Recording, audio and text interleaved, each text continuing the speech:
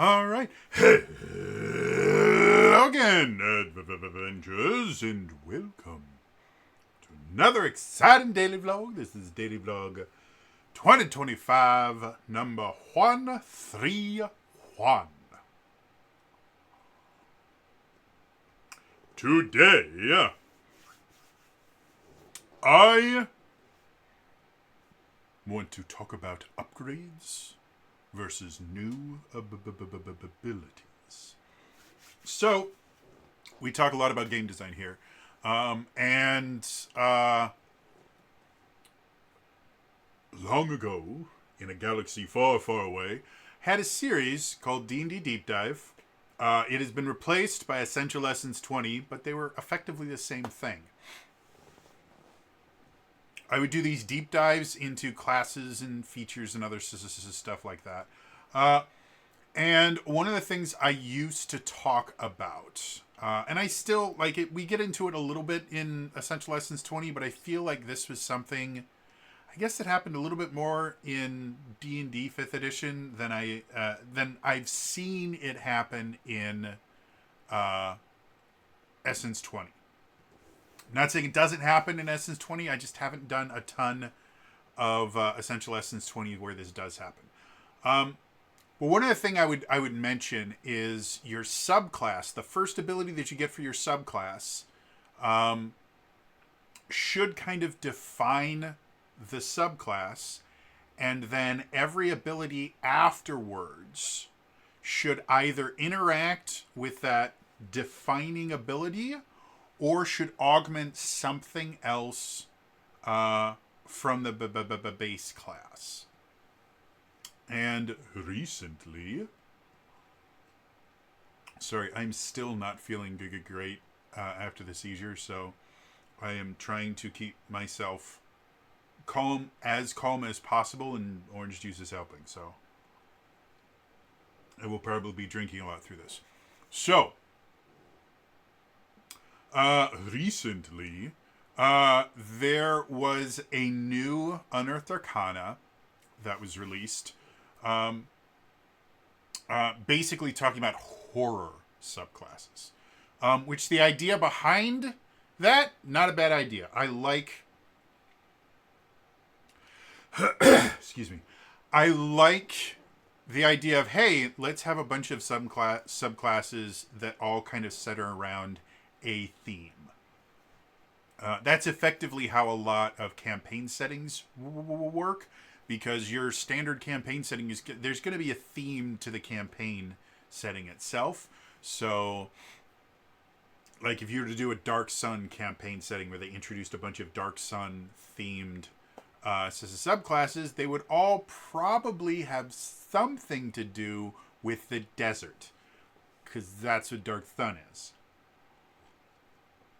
So, I'm not opposed to the idea of everything rotating around a theme, but one of these subclasses I looked at first is actually the Hollow Warden Ranger, because if anyone has played 5th edition at all, the first version of the Ranger was kind of done dirty. In the 2014 Player's Handbook, the Ranger wasn't great. Now, it wasn't a horrible class. The Hunter Ranger was a perfectly fine class, and it worked fine. We're not going to talk about the Beastmaster Ranger. But the Hunter Ranger was fine. It just wasn't great. You could very easily be outshined in everything the Ranger is supposed to do well by a well-geared fighter. So, I tend to kind of look at the Ranger, because the Ranger, especially when you think about how 5th edition works, the Ranger is probably the most difficult class to design and to design for, because a lot of the things that made Rangers special in earlier editions just don't exist in 5th edition. And so I like to look at what the Ranger's doing. And the interesting thing about the Hollow Warden is you can sum up almost the entirety of everything the Hollow Warden gets with 2 words: Hunter's Mark. Well, what do you mean by that? I mean, literally,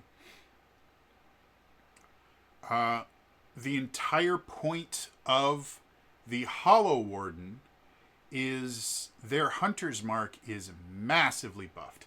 Every single time they get something from their subclass,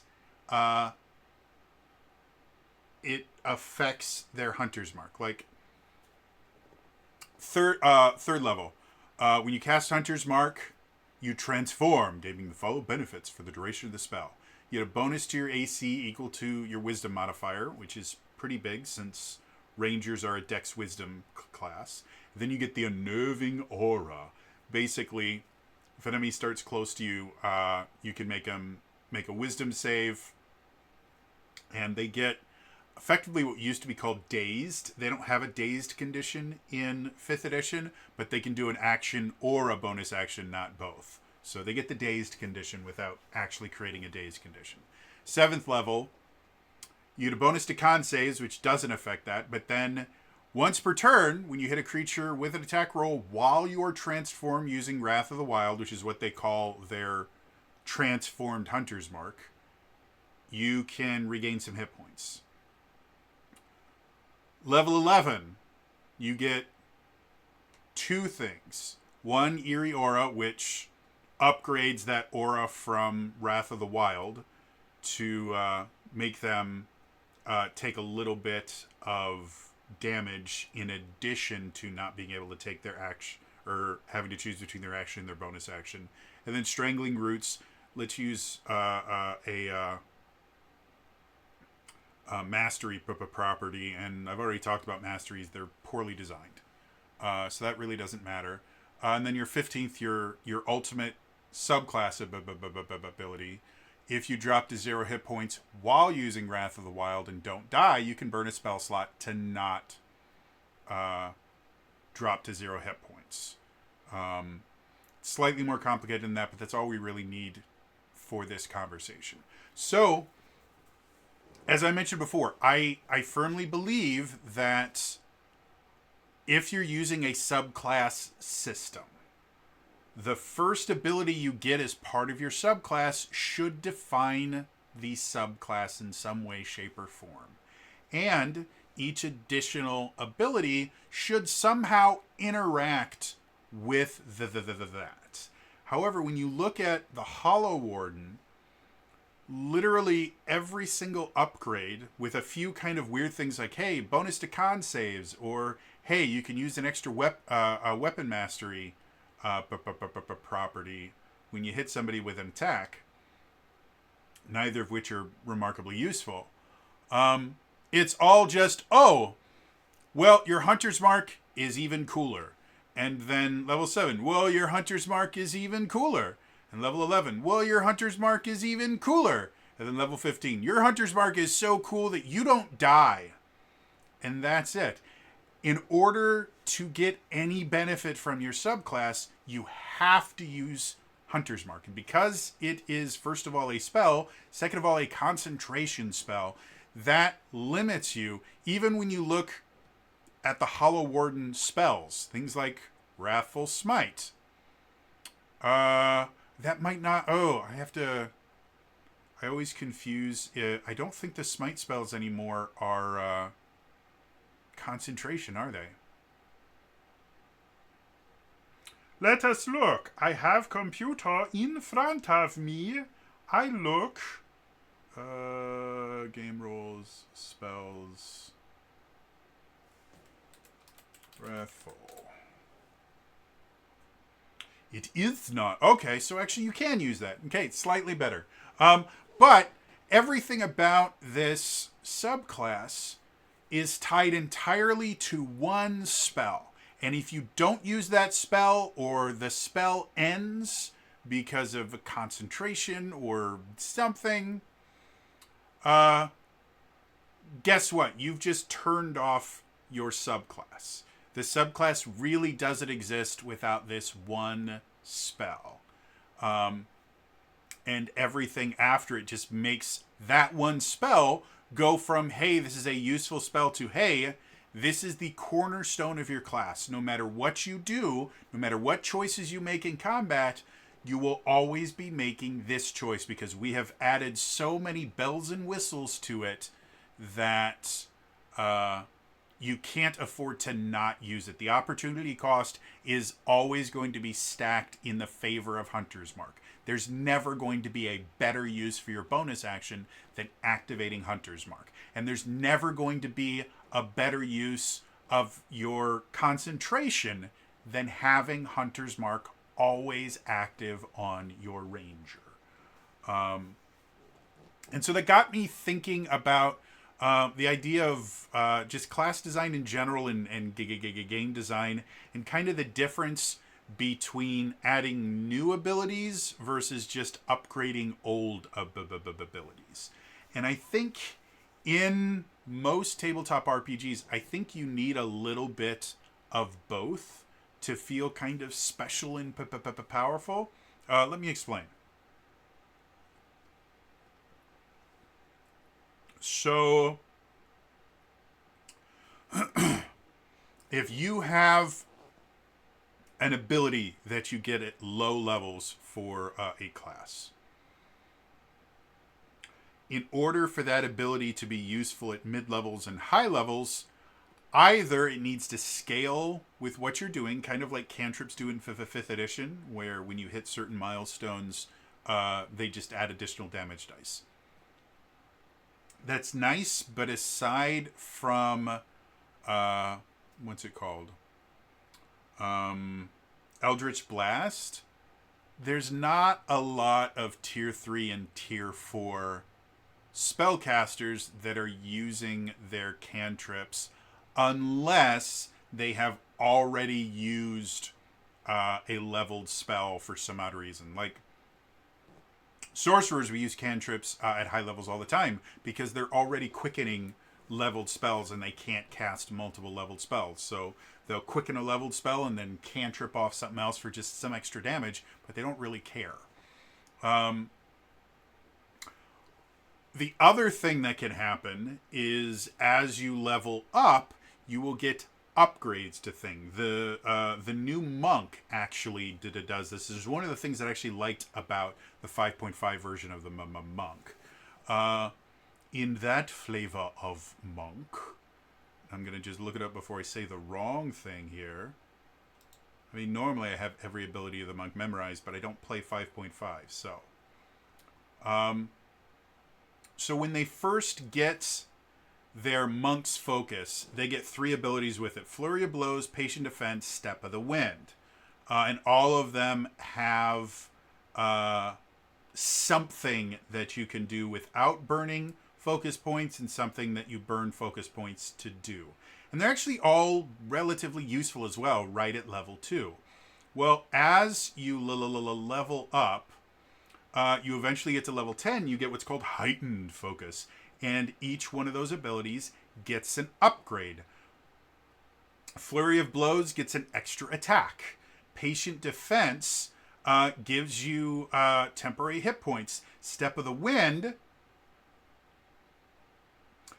lets you effectively take somebody with you. So those kind of upgrades makes a low-level ability that's still technically useful at higher levels, but doesn't feel special anymore, and makes it feel special again. And what happens with Heightened Focus, I think, is a really, really good example of the proper way to do upgrades. Hollow Warden feels like the bad way to do upgrades, because it's not so much giving you more choices or giving you new ways to use abilities. It's basically saying, yes, you are going to use this ability constantly. You are always, first turn, every single combat, you're going to be casting Hunter's Mark, and anytime one of your peoples dies, you are going to move the Hunter's Mark with your bonus action. Your bonus action needs to be saved for Hunter's Mark, nothing else. Whereas with heightened focus, flurry of blows, patient event, step of the wind are all useful things, but they all work in different situations, and it's very rare to be using one of those things or even every one of those things every single turn. Monks are not burning their key points every single turn. So, yeah, when you are kind of creating content, and this can go for subclasses and for base classes as well, and for skill based RPGs as well. If you're introducing an ability at low level and you don't want it to just never be used again once they get to a higher level, you need to have some kind of upgrade system. And the upgrade system can't just be, oh, here's some more damage. Because, while yes, that will help it to scale, like I mentioned with scaling cantrips, they scale relatively well. However, they're boring, and for the most part, they have cooler things that they can do at high levels that don't involve throwing a single firebolt at a bad guy. So simply allowing your abilities to scale is not enough. You need to expand them in some way, make them feel special again. The other thing that you can do that can make older moves feel special again, Essence 20 does a lot, where they will introduce a new ability that synergizes really, really well with a lower level ability, which makes you want to use it that much more. If you watch any of my Essential Essence 20s for Power Rangers, I think there's like 3 or 4 different roles that had an ability at later levels that just massively changed how a lower level ability worked, because it would change, the action economy or something like that. It'd give you extra free actions or something, and it just massively changed how it was. That, to me, is really, really good class design. Because, again, without having to kind of force the player to keep using the same ability over and over and over again, they find ways to incentivize using old abilities by giving you new abilities that allow you to do different things but still synergize with lower level of abilities. So yeah, like I said, I just still recovering from a seizure, so my brain is not working super well. But the more I thought about this, the more I kind of got this idea, because when you look at a lot of the subclasses in this Unearthed Arcana, I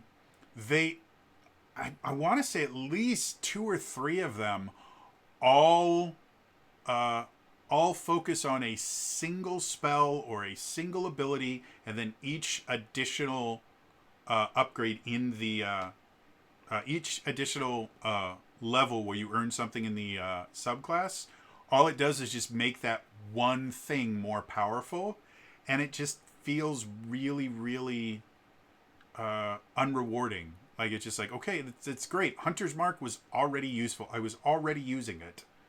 I don't need you to just sit there and make it that Hunter's Mark is the entirety of my personality. Have you ever met one of those people that something happens to them, whether good or bad, and that becomes the entirety of their personality, where it doesn't matter what happens, they will always find a way to bring this up? I mean, obviously, I've never done anything like that, and my friend Chris Perkins will back me up on that. Chris Perkins, Selma's friend. But yeah, that's kind of what all these feel like. And since we do talk about game design on here a lot, I just thought it was a pertinent subject to kind of bring up. Because like I said, it's just, again, game design in general, very, very difficult. And if you are a game master, or if you're a player too, I've seen quite a few players that will try and homebrew their own stuff. That's one of the things that's always kind of felt a little bit weird to me in general, is the idea that DMs are encouraged to homebrew. Players are massively discouraged against homebrewing, because the thought is, if a player is homebrewing something, then the only result of that is they're trying to break the game or make their character super, super powerful. And I don't think that's true. Obviously, game masters view the game differently than players do. And so what makes sense to a game master may not make sense to a player, and what makes sense to a player may not make sense to a game master, because they're looking at the game from two very, very different angles. But the idea that players can't homebrew their own stuff is bonkers. If you're a player and you want to homebrew your own stuff, you do have to understand all of the game instead of just your character.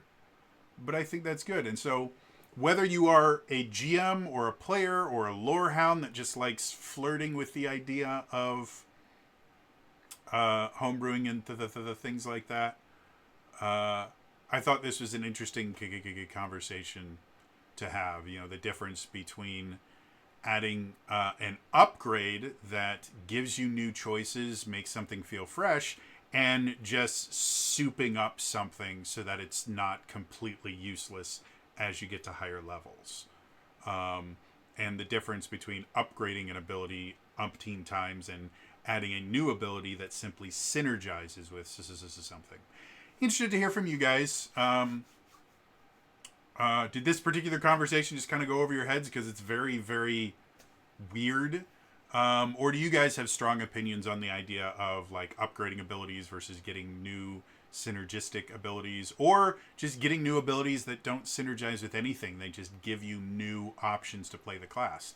Let me know in the comments down below. Otherwise, again, it's going to be all for me today. I will see you guys next time. All right? Bye-bye.